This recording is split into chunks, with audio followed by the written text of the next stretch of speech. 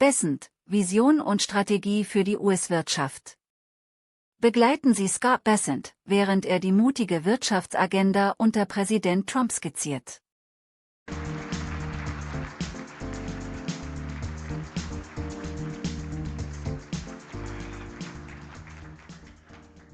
Good morning, and thank you for that kind introduction. It's an honor to be with you. If the namesake of this conference is any indication, this is a meeting for bold people with bold ideas. Well, I work for President Donald J. Trump, so I feel right at home. Mike Milken, like President Trump, is a visionary. In the 1970s, he had the rare combination of guts and intellect to defy the Wall Street consensus. With his heterodox approach to junk bonds, he pioneered a new asset class known today as high-yield bonds. By staying true to his vision, Mike overturned decades of economic orthodoxy. He bootstrapped entirely new industries by redirecting billions of dollars in capital to non-investment grade companies. His colleagues on Wall Street told him he was delusional and a fool, but ultimately history proved him right. Sound familiar?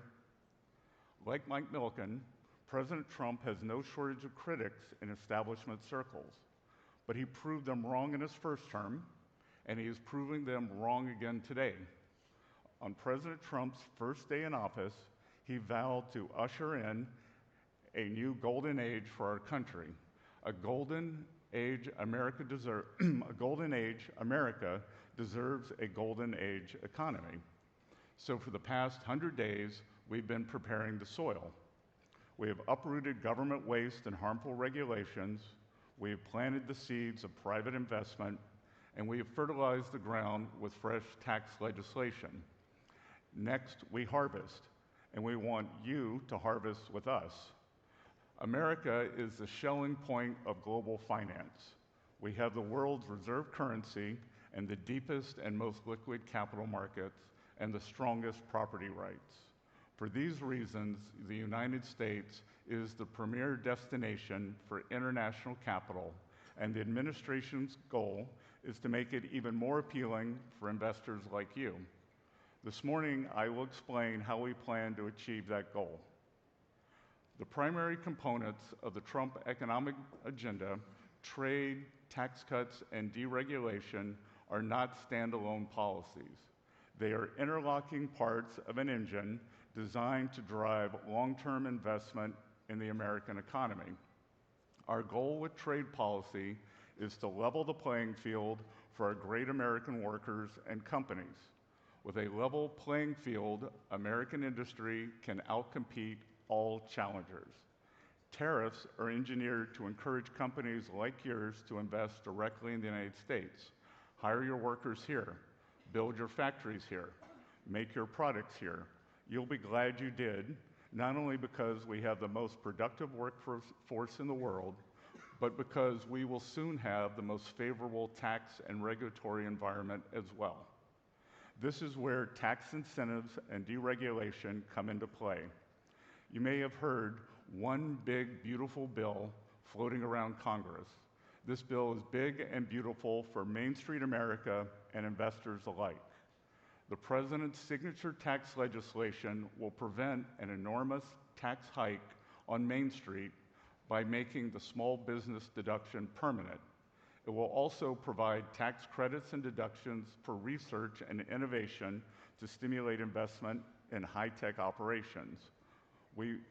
It will restore 100% expensing for equipment while expanding that incentive to new factory construction. The objective? To accelerate investment in American industry. To make that investment as seamless and rewarding as possible, President Trump has embraced an ambitious deregulation agenda. This includes expansive permitting reform. The President doesn't want to just drill, baby, drill. He wants to build, baby, build. To that end, he has signed executive orders to reduce the federal approval process for new energy and construction projects from several years to just a few months. This simple reform will unleash the creative potential of America's builders. It will empower business leaders like you to put your capital to work as quickly and efficiently as possible. The building renaissance will be fueled by the President's energy dominance agenda. Energy is the base layer of all economic activity. That's why the administration champions an all-of-the-above approach to energy development to drive down the cost of doing business. I hope you can see the bigger picture now. The Trump economic agenda is more than the sum of its parts. Trade, tax cuts, and deregulation may be three distinct policies, but each policy is mutually reinforcing, and acting in concert, they push toward the same goal, to solidify our position as the home of global capital.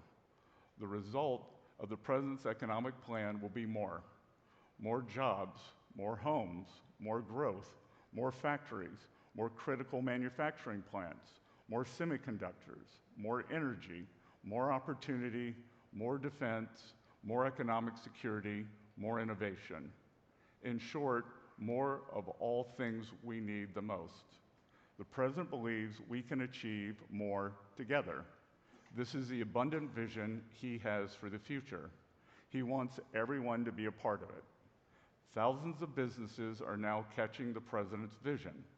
Since he assumed office in January, companies have pledged to invest trillions into the U.S. economy. President Trump has secured more investment for our country in 100 days than President Biden did during all 4 years. Entrepreneurs, too, are starting to understand what the President is trying to accomplish. March saw one of the highest levels ever recorded for new business applications.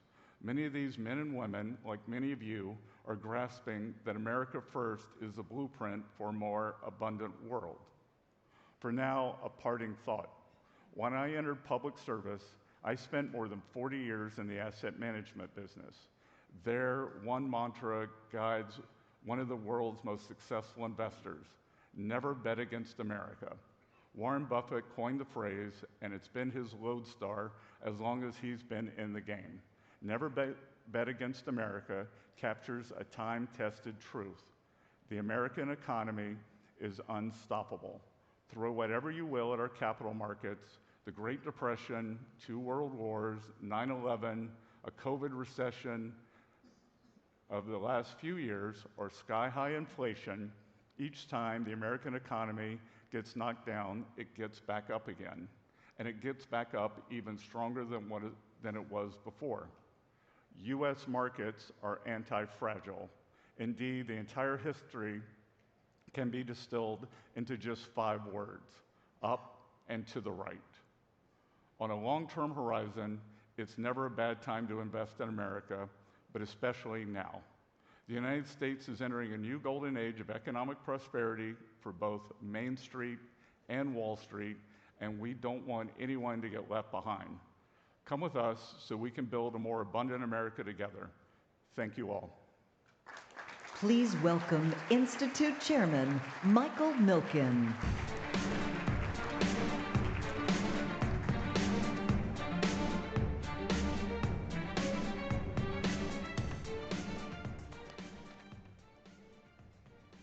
So, as a scholar in college at a leading university, an accomplished fund manager, former professor, and distinguished career in finance and academia, your range of life options was unlimited. What inspired you to choose the field of public service, joining President Trump's administration in a very high-profile and, I should say, high-pressure role? I would agree on all the above. So, Mike, there was a long arc desire for public service. I had tried or considered going to the Naval Academy, and I was applying in 1979. I wanted to serve my country. Due to sexual orientation, I was unable to. So even since I was a teenager, I wanted to serve my country. And I'd had a great career, like many people in this room, in finance. The country had been good to me. And as a economic history scholar, I was shocked at what was happening with these budget deficits. So last year, 6.7% of GDP, highest ever when we weren't at war, weren't in a recession. And I wanted to come out from behind my desk and be part of the solution because I was afraid that 4 more years of that, and it was kind of a deeply cynical plan, I thought, run up the debt and then have to raise taxes and really stymie the American engine of growth, innovation, and opportunity. Well, once again, we're very happy you took up that mission, and I can't think of a better person at this time to be the Secretary of the Treasury. Let me try. Over the years, we've had a number of Secretaries of Treasuries that were not really into financial markets. And so you're the right person at the right time. But it's interesting when I think about it, how do you strike the balance between the administration's goal of reindustrialization in the U.S. and the risk of isolating the U.S. economy? Well, I think that they're not mutually exclusive. And as I've said many times, that obviously in this trade puzzle, China's the biggest piece. Where do we end up with China? And I said during IMF week in Washington, said, it's possible that we could, as Ray Dalio might say, do a big, beautiful rebalancing. That if we want more manufacturing, everyone agrees except Chinese leadership that they need more consumption. We could actually do that together. And then, look, on the other side, that getting better terms of trade is not always a straight line. It's not always a pleasant process, but I think at the end, the trading relationships will be stronger. Our security and values ties will still be there. I look back and I think about the example of NATO and German fiscal spending. So I lived in London for a long time, ran the Soros office there, and since forever actually, that whether it was the French president, the Italian prime minister, people in Brussels were trying to break open the German piggy bank. And President Trump, not in a straight line, not in what anyone would call a diplomatic manner, has gotten NATO countries to step up and meet their spending requirements. I think, these numbers are approximate, but I think only 25%, when he came in 2017, only 25% of NATO countries were meeting their spending requirements. Now I think only 25% aren't. So the Germans, for the first time, are going to allegedly do a big fiscal spend, which will drive European growth. And so can we do the same thing on trade? I think so.